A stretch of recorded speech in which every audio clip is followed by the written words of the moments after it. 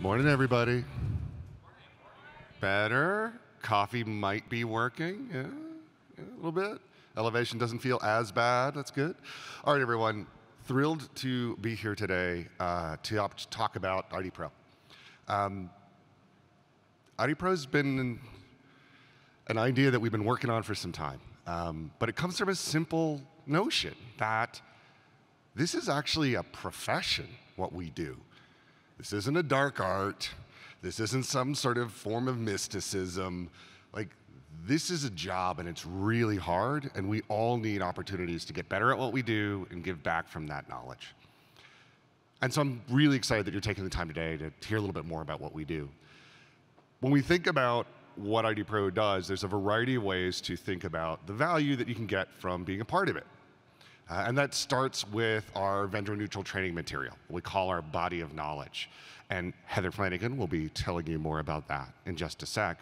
But there are articles on every range of topic and more coming quite literally every quarter. There's a really good paper out on user provisioning. I'm just saying, a couple of people wrote it that you might know. It's all right. Building on top of that, how do you prove to the marketplace and to yourself, yeah, I know this? And that's our certification program. Our certification is really interesting because we had practitioners write the questions themselves. There is a very good chance that you are sitting in close proximity to people that wrote questions. If you can find the person that wrote a question that had the answer Nickelback, as opposed to attribute-based access control ABAC, I will personally give you a prize.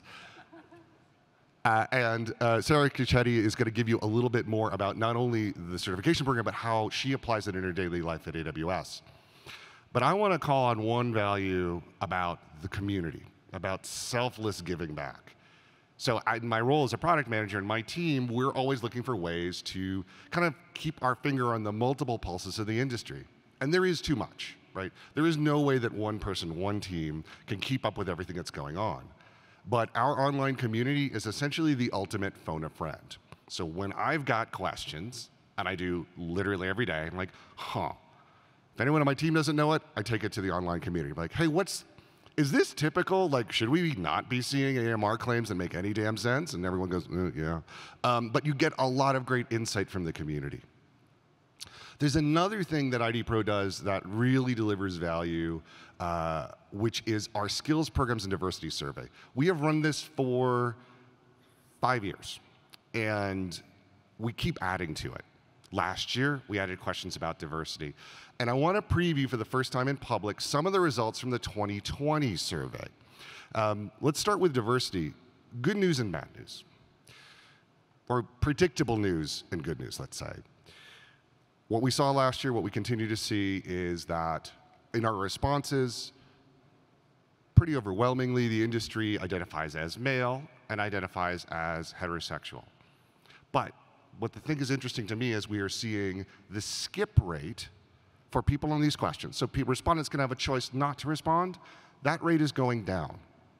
I take that as people are more comfortable talking about conversations about inclusion and diversity. To me, this is an incredibly positive thing. And we are seeing more responses in a more broad way, and that's even better, in my opinion. Now, we also ask, and this is, by the way, a sampling of the questions that we ask a question about belonging. How do we feel about belonging in the organizations with which we work? And strong agree and agree have grown year over year. That's awesome. But I want to add a little nugget, a little question for you to ask. Our good friend David Lee raised this last year, which is, if you look at the respondents, the companies they come from, it's very likely, especially given what you just saw, that those respondents may be white males. And so for them, belonging in an organization is a lot easier, and it can feel a lot easier. So although this can be very good news, and I think it is, we also have to question, like, well, is there more to that? And this is the importance of the skills survey itself, of actually looking into the questions behind the questions. Skills survey would be nothing without asking about skills. And so we ask about, where have you had experience in different areas of the industry? Now, pretty consistently for the last couple of years, those 5 or 6 topics that you see in orange are pretty consistently ones everyone has done. And what's interesting and what we've noticed this year is there are an emergent set or areas in which people have less experience. And what we think we are seeing, this is a hypothesis, what we think we are seeing is that we have been doing this collectively long enough that we are now starting to see kind of different waves of practitioners. There are ones who have been focused on operating the machinery of identity systems. And I think a lot of us who have been doing it for a while recognize that. But that there is also a population of people that are applying identity in different ways. And so what I think we are seeing is the edge of this people who are identity practitioners in the application of identity versus people who are identity practitioners in the operation of identity. That's actually a really exciting change to the market itself. We have another topic which once Andy and I write the damn report, we always get ourselves in this jam. We're like, we're going to get it done by Identiverse. I swear to you, Heather, we're going to get it by Identiverse, and we never do. We get the slides, though. So once we write it up, one of the things we saw is obviously COVID had impact over the last couple of years on our industry. We've seen it in a couple of ways. But this year, one of the things that we saw, which is really interesting, is when we ask about what non-technical skill is important to you, empathy. Empathy grew enormously year over year. And I think that represents the need to meet our employees, our customers where they are, because these are trying times. And they still continue to be. And the last thing I'll touch on in the survey is we ask about what is of interest to you as a practitioner in the next 18 months that you want to learn about. We also ask what is of interest to your enterprise, your company that you work for, that you think is going to be a priority. There is almost always a mismatch. This year is no different. And what I'm taking from this is where through COVID and for the need for flexibility and zero trust, we saw MFA as being very popular. And things like SIAM as being popular because we had digital transformation plans that had to get accelerated. Our practitioners, however, said, well, look, I see a market opportunity in IDaaS, but if you look at the number one thing there, it's related to SSI and verified credentials. This is where practitioners are saying, hey, great, enterprise, my day job, I got it. But I think this is where we're going to go, and I, as a practitioner, want to learn about it.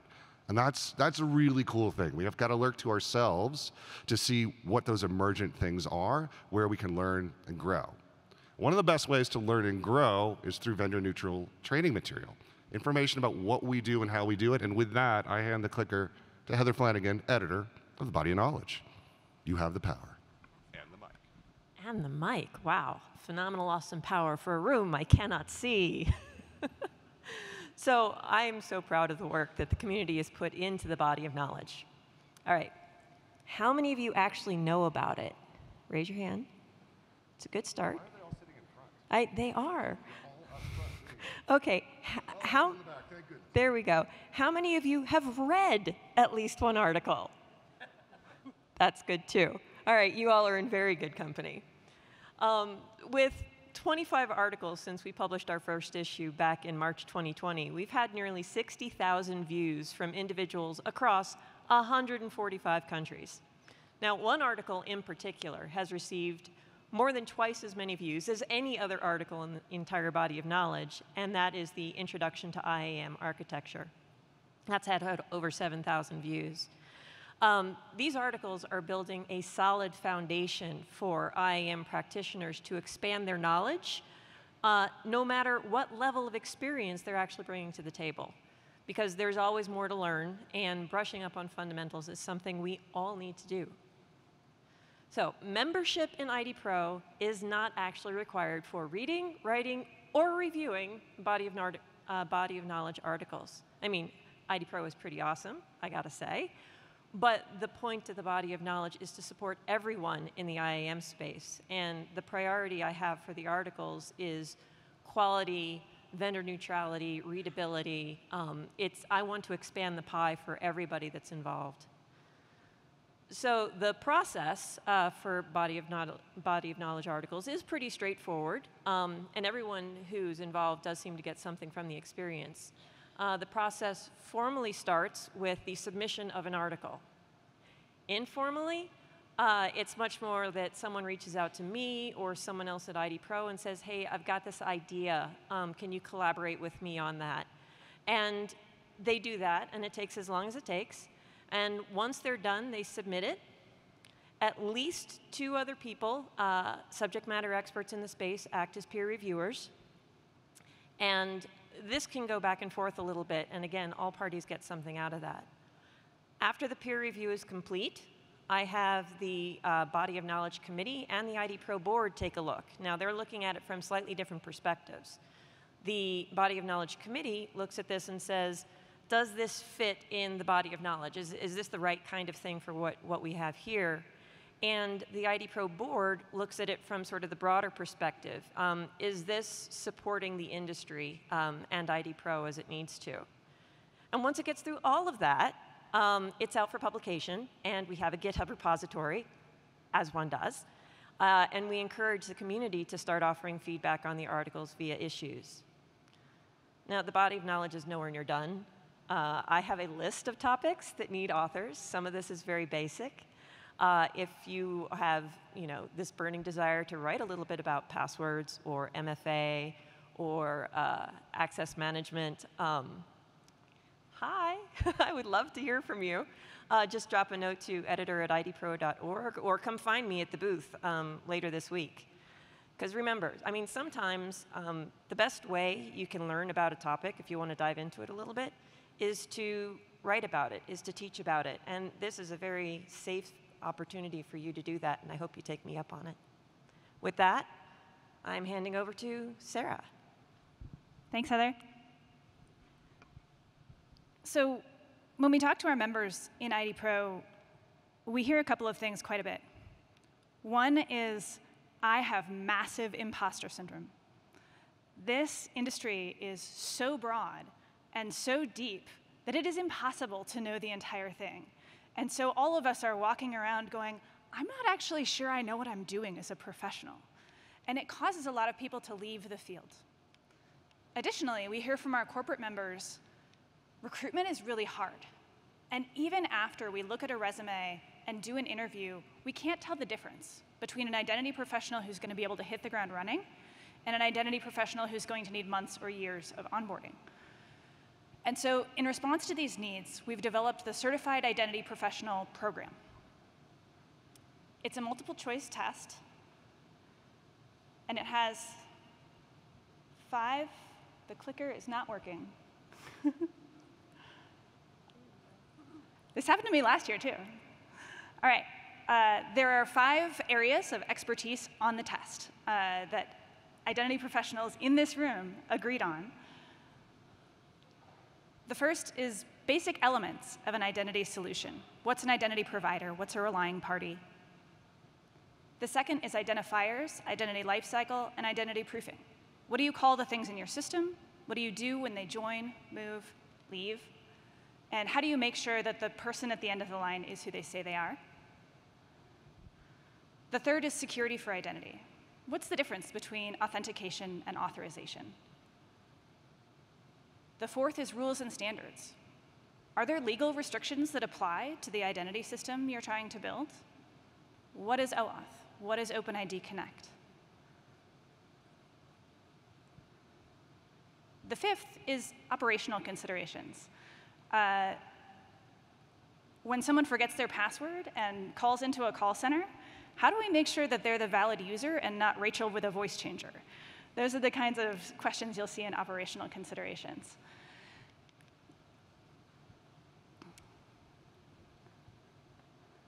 Clicker not working still. Hang on. All right. The test has 150 multiple choice questions. You can take it online or in person.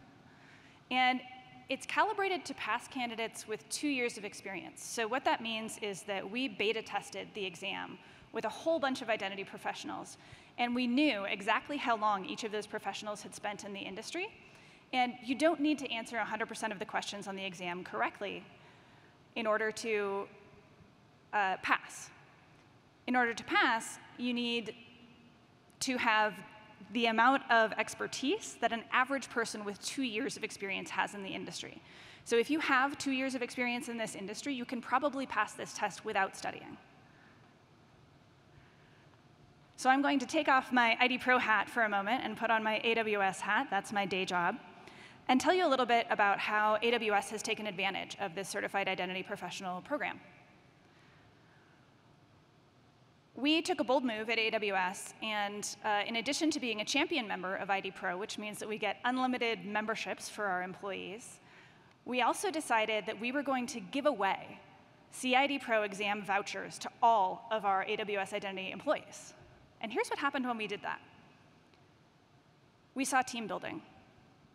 Our employees self-organized into study groups, and each week they read one article from the body of knowledge and talked about it together. We saw our seniors get more recognition.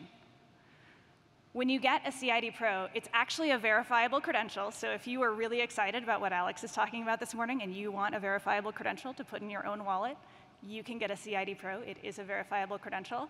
And our seniors get more recognition for the expertise that they have. Our juniors have an incentive to learn from our seniors, and it helps us with recruiting and retention. As we went over in the CISO panel just a minute ago, the best way to retain people is making sure that they're learning, that they're developing their careers. And the best way to help them develop their careers is to give them a way to verify that they have new knowledge, that they're learning this field, to give them confidence so they can get over their imposter syndrome and say, hey, I'm an identity and access management professional.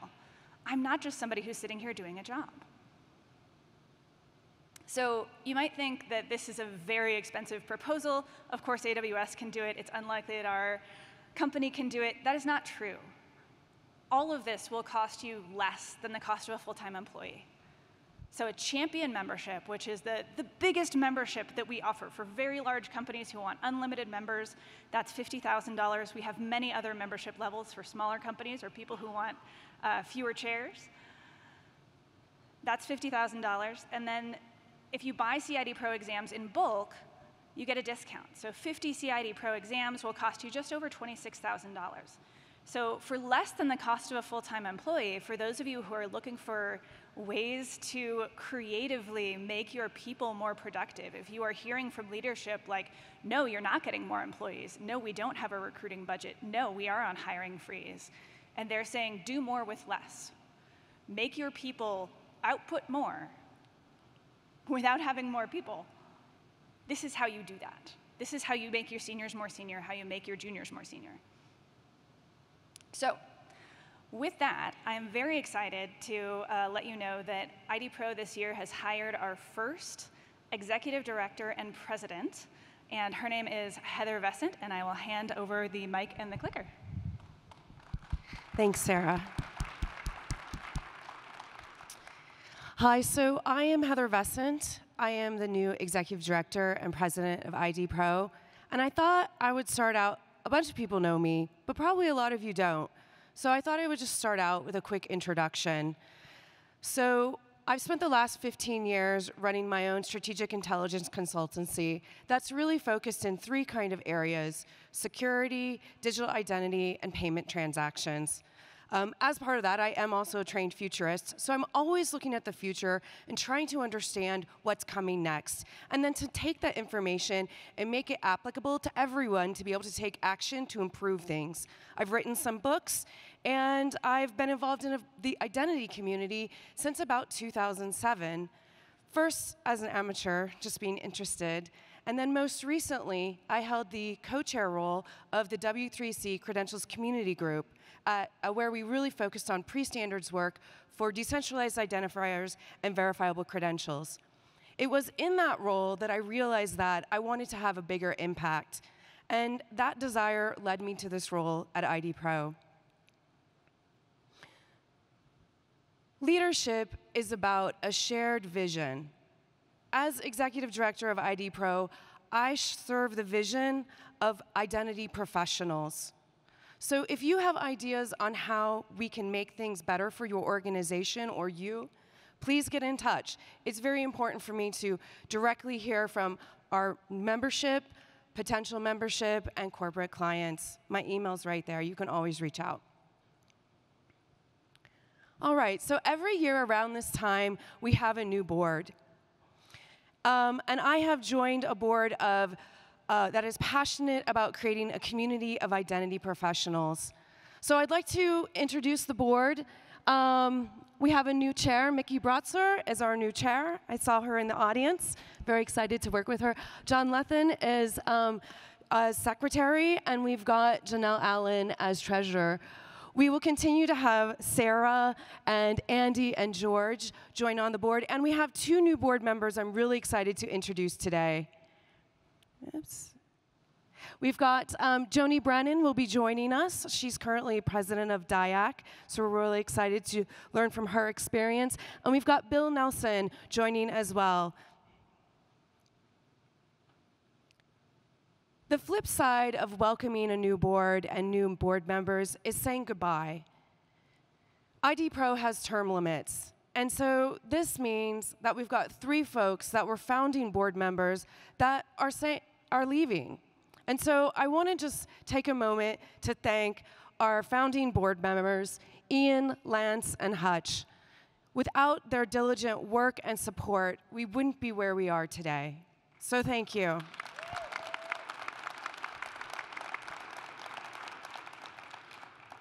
So where are we going? I think the future that we all want is more safe and secure systems. And how do we do that? I think that we do that by empowering our identity professionals, the people who are building these systems, empowering them to be better, to have more knowledge, and to create better systems and experiences. And that's what we're trying to do at IDPro, to empower, educate the identity professional. IDPro is focused on industry excellence, to help your organization create the most knowledgeable identity professionals. Because better identity professionals mean better identity systems. We do this, as we've already talked about, through vendor-neutral learning materials, through our certification program, and through our selfless community that is just for identity professionals. But in order to support the community, we need your support through corporate membership, individual membership, and direct participation in the community, the body of knowledge, and by taking the certification. You just heard Sarah describe how Amazon benefits from their membership. Doesn't your company want those same benefits? To help your employees grow their identity skills and then certify their knowledge? To take advantage of the ultimate phone a friend, or be there to answer the call? To offer IDPro membership to your teams as a perk to build industry relationships and camaraderie? Your support helps us do more. I've been here 3 months. This is the first time we've offered diversity and inclusion packages to attend this conference. And we want to do more, but we need your support and your help to do that. So if your organization isn't already a member, would you consider joining us? And with that, I think I want to kick it back to you, Ian. I'm also going to do one of your slides. Oh. So it's all good. So we're thrilled to have Heather on board. It's an important part of the growth of the organization is to actually have someone whose job it is, actual day job. Because what we may have left out of this whole story is, for the large majority of us, we're all volunteers. As a board, question writers, body of knowledge writers, people just fielding questions in the community, we're just practitioners. We're just trying to give back. So if you've got ideas about how we can do more, reach out to Heather. There are a ton of articles that need to get written, and I cannot coerce my staff to write them fast enough. So I need your help. I need you to talk to Heather, reach out to editor@idpro.org, get some Bach articles written. And there's more you can learn about the CIDPro itself, the CIDPro exam, idpro.org/CIDPro. So,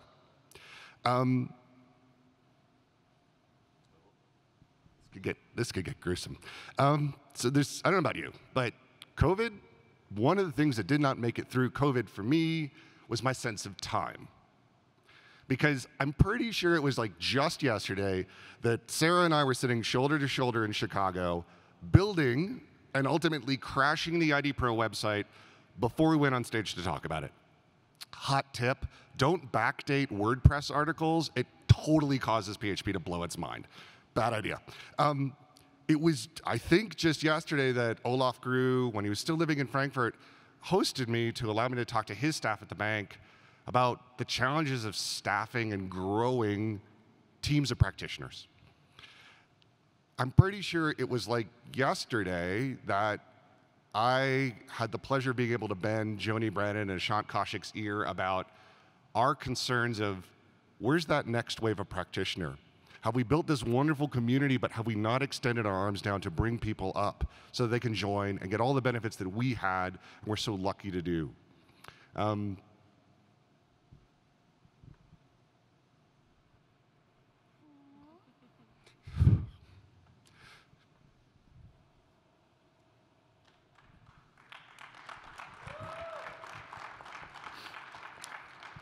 You know, you do dry runs for talks, and you don't expect this. So I've been working on this since 2015. Came from two ideas. One, this could be a profession and not a dark art, right? This could be a career. I got the privilege of seeing the world through this, and I wanted to extend that to others. So we could make this a real career. And the second is that for those of us who have spent some time in the industry and made a lot of mistakes, it's our duty to give back and to teach people those mistakes so they don't make them themselves. And both of those things still hold true. I want to thank everyone. There's a lot that still needs to be done, but I really want to thank everyone who supported this organization over the years. If you have in any way contributed to the notion of this, have just ever thought like, hey, how can I do more and give back to more? I thank you. If you've written a Bach article, if you've reviewed a Bach article, if you've written a IDPro question, if you've written a IDPro question whose answer is Nickelback, I also thank you. For those of you who hosted local meetups, who have tried to foster your community in your towns, I thank you for that. And I thank all of you, including Identiverse and CRA, Andy, especially Andre, for the opportunity to help bring this organization to being. And although I will be stepping off the board, I will very much still be involved, and I am unbelievably excited to see what comes next for this organization and for this industry. Ladies and gentlemen, have a great Identiverse. Thank you so very much.